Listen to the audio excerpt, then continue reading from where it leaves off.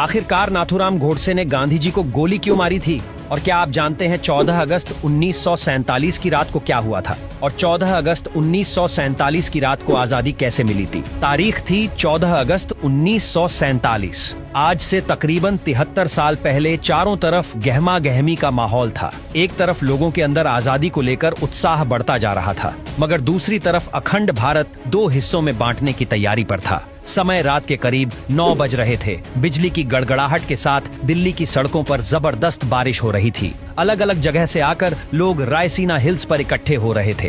कुछ ही देर में लाखों की तादाद में लोग इकट्ठे हो चुके थे। रात के करीब 10 बजे जवाहरलाल नेहरू, सरदार वल्लभ भाई पटेल और राजेंद्र प्रसाद और माउंटबेटन वायसराय हाउस पहुंचे। अब कुछ ही समय बचा था। भारत को आजाद होने में कुछ लोगों के चेहरे पर मायूसी थी तो कुछ लोगों में उत्साह। और यहाँ पर जवाहरलाल नेहरू अपनी स्पीच शुरू करते हैं। उनके भाषण की शुरुआत इन 2 लाइनों से शुरू होती है। At the stroke of midnight hours when world sleeps, India will be awake to life and freedom. कुछ ही देर बाद वह घड़ी आ ही गई जब भारत ने आजादी की सांस ली। रात 12 बजे शंखनाद से हमारे देश की आजादी का आरंभ हुआ था, जिसमें ग्राउंड पर खड़े लोग महात्मा गांधी के नाम के नारे लगाए जा रहे थे और जो लोग अपने घरों में यह भाषण और सब कुछ रेडियो पर सुन रहे थे, उनकी भी खुशी का कोई ठिकाना नहीं था, क्योंकि उस समय भारत एक आजाद परिंदा हो गया था, जिसका हमने करीब 200 सालों से इंतजार किया था। 14 अगस्त सन 1947 में रात भर बारिश के बाद सुबह आसमान बिल्कुल साफ था, जब सुबह 8:30 पर पंडित नेहरू और उनकी कैबिनेट ने शपथ ली, और जिसके बाद ब्रिटिशर्स का झंडा हटाकर आजाद हिंद का झंडा लहराया गया, जिसे देख सभी की छाती चौड़ी हो गई थी, क्योंकि अब हमें वो झंडा दिखने लगा था जिससे हम बरसों से देखना चाहते थे। जब राजधानी दिल्ली में आजादी का जश्न मनाया जा रहा था, उस वक्त महात्मा गांधी दिल्ली से हजारों किमी दूर पश्चिमी बंगाल के नोआखली में थे और राज्य में शांति कायम करने का प्रयास कर रहे थे। जानकार बताते हैं कि पंडित नेहरू की ऐतिहासिक भाषण को पूरे देश ने सुना था, मगर गांधी जी नहीं सुन पाए थे। 14 अगस्त 1947 की ऐसी रात जब लोग सोए तो गुलाम देश में थे, लेकिन अगली सुबह उनकी आजादी की सुबह थी। लेकिन जितनी खुशी हमें आजाद होने में थी, उतना ही गम अखंड भारत के टूट जाने में था, क्योंकि दोस्तों भारत ने अपना 3,46,737 किलोमीटर का एरिया पाकिस्तान के रूप में खो दिया। करोड़ों की संख्या में लोग भारत से अलग हो गए थे। जो लोग कुछ समय पहले ही भाई की तरह जिंदगी जी रहे थे, वह अब एक दूसरे की जान के दुश्मन बन चुके थे, क्योंकि 14 अगस्त की रात 12 बजे भारत और पाकिस्तान का विभाजन हो गया। भारत 2 हिस्सों में बंट गया,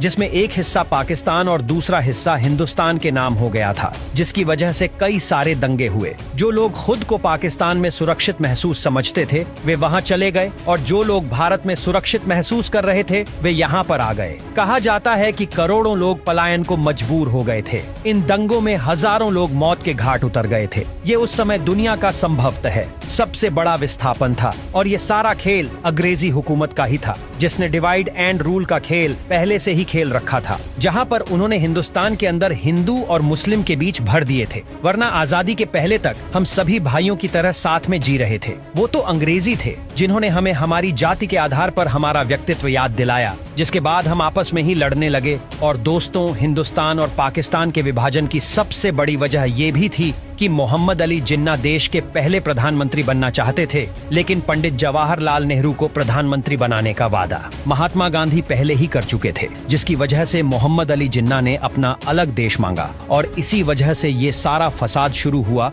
जो 15 अगस्त सन 1947 में खत्म हुआ। हम आपको बता दें कि भारत को आजाद करने की बात बहुत पहले से ही चल रही थी, और इसी वजह से ब्रिटिशर्स ने माउंटबेटन को भारत का आखिरी वो इसराय बनाया था, ताकि इसके बाद भारत को आजाद देश घोषित कर दिया जाए। लेकिन भारत के हिंदू और मुसलमान भाई आपस में ही लड़ने में उतारू थे, और यही ब्रिटिशर्स चाहते भी थे, क्योंकि ये लड़ाई की चिंगारी उन्होंने ही लगाई थी, जो आग बनकर अब तक हमारे सीने में जल रही है। लेकिन इससे भी ज्यादा अफसोस की बात यह है कि ब्रिटिशर्स ने हमारे साथ हर वो जुल्म किए जो हम याद करें तो हमारी आंखों में आंसू आ जाते हैं। लेकिन फिर भी उन्हें बारातियों की तरह विदा किया गया, जहां 1500 ब्रिटिश सैनिकों की पहली टीम 17 अगस्त सन 1947 के दिन अपने देश लौटी। वहीं आखिरी टीम उसकी 1 साल बाद 27 अगस्त 1948 के दिन अपने देश लौटी। और जब ब्रिटिशर्स के आखिरी सैनिक की टोली हमारा देश छोड़कर जा रही थी तो उन्हें बैंड बाजे के साथ विदा किया गया और उसी दिन सभी ब्रिटिशर्स का नाम हमारे देश के नक्शे से निकल गया। ये थी हमारी आजादी की पूरी कहानी।